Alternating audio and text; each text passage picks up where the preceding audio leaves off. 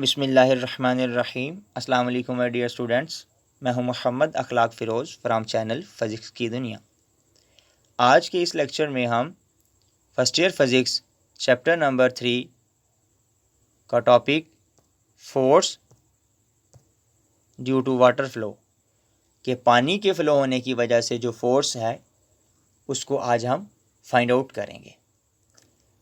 तो फ़र्ज़ कर लें एक हॉरिजॉन्टल पाइप है, उसमें से पानी निकल रहा है और उसके सामने एक दीवार है।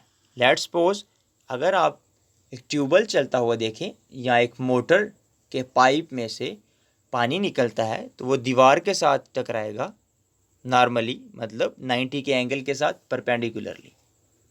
तो वो उस वाल के साथ, दीवार के साथ एक फोर्स लगाएगा, वाल के ऊपर एक फोर्स लगाएगा, एक फोर्स एक्सर्ट्स करेगा।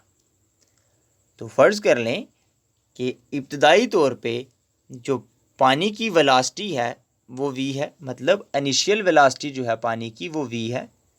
और जब वो दीवार के साथ जाके स्ट्राइक कर रहा है, जब स्ट्राइक करेगा मतलब यहाँ पर आके हिट करेगा तो देन वो रेस्ट पे आ जाएगा, कम्स टू एट रेस्ट। कब? जब वो दीवार के साथ टकराएगा। तो देन जो उसकी वेलोसिटी आएगी वो फाइनल वेलोसिटी होगी और वो ज़ीरो के बराबर होगी। इनिशियल वेलोसिटी v है और फाइनल वेलोसिटी ज़ीरो हो गई है।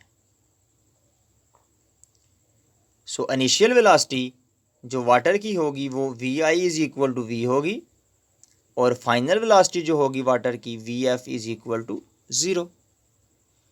अब अगर हम वेलोसिटी में चेंज निकालना चाहें कि जो वाटर की वेलोसिटी है उसमें हम चेंज देखना चाहें कि कितना चेंज आया है, तो उस चेंज को हम डेल्टा v से ज़ाहिर करेंगे और वो बराबर होगा final velocity minus initial velocity.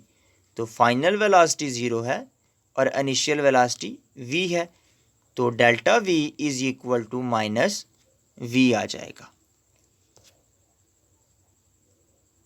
अब अगर आप सपोज करें कि जो वाटर है जो वॉल के साथ जाके स्ट्राइक कर रहा है उसका मैस m है और वो जितने टाइम में वॉल के साथ जाके स्ट्राइक कर रहा है वो टाइम t है।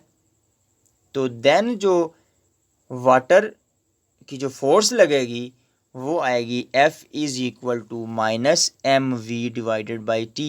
ये कहाँ से आ गई? अगर आपने टॉपिक पढ़ा हो Newton second law of motion in terms of linear momentum, तो देन आपने देखा होगा change in momentum is equal to T, वो बराबर है अप्लाइड फोर्स के। तो अगर आपने ये टॉपिक देखना हो तो आप मेरे चैनल पे देख सकते हैं, F is equal to delta P divided by T. ये आपको चैनल पे आसानी से मिल जाएगा। अब यहाँ पर ये जो डेल्टा पी है वो चेंज इन मोमेंटम है, तो इनिशियल जो मोमेंटम है वो बराबर आ गया P is equal to M V, लेकिन फाइनल मोमेंटम जो है वो ज़ीरो है। क्यों ज़ीरो है? क्योंकि वेलोसिटी ज़ीरो हो गई थी।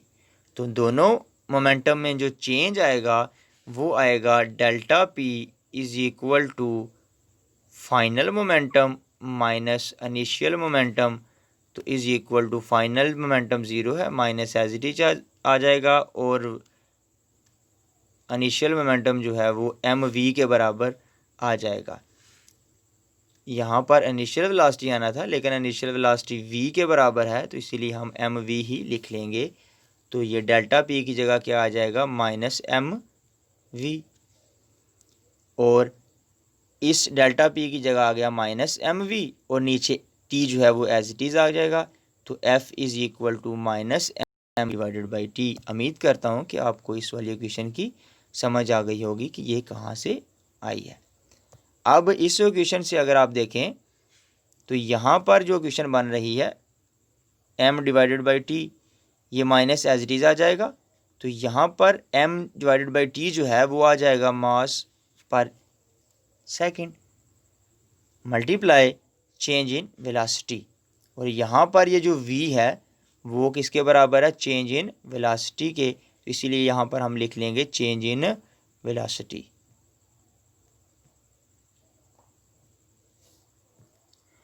अब अगर हम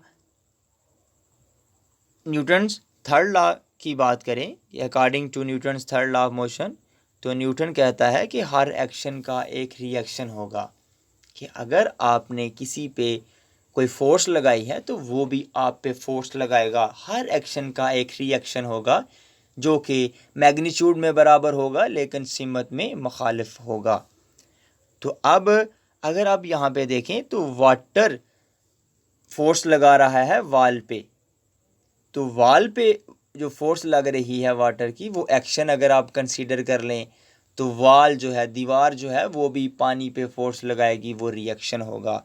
तो वो दोनों जो हैं वो मैग्नीट्यूड में बराबर होंगी लेकिन अपोजिट डायरेक्शन में होंगी। तो F is equal to minus F.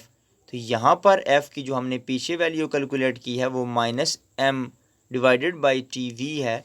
तो ये वाला माइनस अपोजिट साइन की वजह से आ जाएगा, माइनस माइनस प्लस हो गया, F is equal to m divided by T, वो v के बराबर आ जाएगा। तो यहाँ पर अगर आप इस इक्वेशन पे गौर करें तो रिज़ल्ट ये निकलता है कि जो thus the force can be calculated, जो फोर्स है वो हम कैलकुलेट कर सकते हैं। कैसे? The product of mass of water striking normally per second,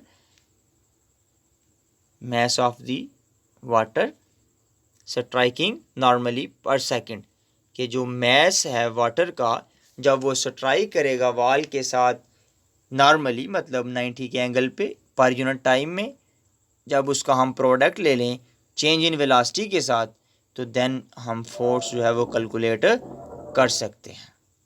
चलें अब इस एक एग्जांपल पे चलते हैं कि सपोज कर लें कि जो वाटर का फ़्लो है उसकी जो वेलोसिटी है, आप यहाँ पर देखें तो वेलोसिटी जो है वो 5 मीटर पर सेकंड है, और जो वाटर का फ़्लो है पाइप में से वो मास पर सेकंड जो है, मास का यूनिट किलोग्राम और टाइम का यूनिट सेकंड, तो इसीलिए किलोग्राम पर सेकंड जो है वो मास पर सेकंड का यूनिट है, तो वो 3 किलोग्राम पर सेकंड है। मतलब कहने का ये है कि जो वाटर का फ़्लो आ रहा है मास पर सेकंड वो बराबर आएगा 3 kgs-1, और उसकी जो वेलोसिटी आएगी वो आ जाएगी 5 मीटर पर सेकंड टू ज़ीरो, के 5 से 0 है तो ऑन स्ट्राइकिंग देन वाटर, तो वाटर के साथ जब वो स्ट्राइक करेगा, मतलब हमने रिएक्शन फोर्स जो है वो कैलकुलेट करनी है। तो अभी हमने जो फोर्स का फार्मूला है वो ड्राइव किया है, F is equal to M V divided by T. तो m 3 है और वेलोसिटी में जो चेंज है वो 5 आ रहा है, तो F is equal to 15 newton. तो यहाँ पर F जो है वो -50 न्यूटन भी आ सकता है, लेकिन वो जो माइनस होगा वो जस्ट डायरेक्शन को शो कर रहा होगा। ये जो माइनस है वो जस्ट उसकी सिमत को, के फोर्स की सिमत को बता रहा होगा कि ये एक्शन फोर्स है या रिएक्शन फोर्स है। तो ये आपकी मर्ज़ी है कि आप वाटर की फोर्स जो दीवार पे लग रही है उसको एक्शन फोर्स कह लें, या जो दीवार पानी पे फोर्स लगा रही है, वाटर पे फोर्स लगा रही है, आप उसको एक्शन फोर्स कह लें। तो it is up to you. तो उम्मीद करता हूँ कि आपको आज के लेक्चर की समझ आई होगी। नेक्स्ट लेक्चर के साथ जल्द हाज़िर होंगे, तब तक के लिए अपना ख्याल रखिएगा। और अगर आप लोगों ने हमारा चैनल अभी तक सब्सक्राइब नहीं किया तो इसको जल्दी से सब्सक्राइब कर लें और बेल आइकन को लाजमी प्रेस कर दीजिएगा, ताकि नई आने वाली वीडियो जो है वो आपको आसानी से मिल सके। अल्लाह हाफिज़।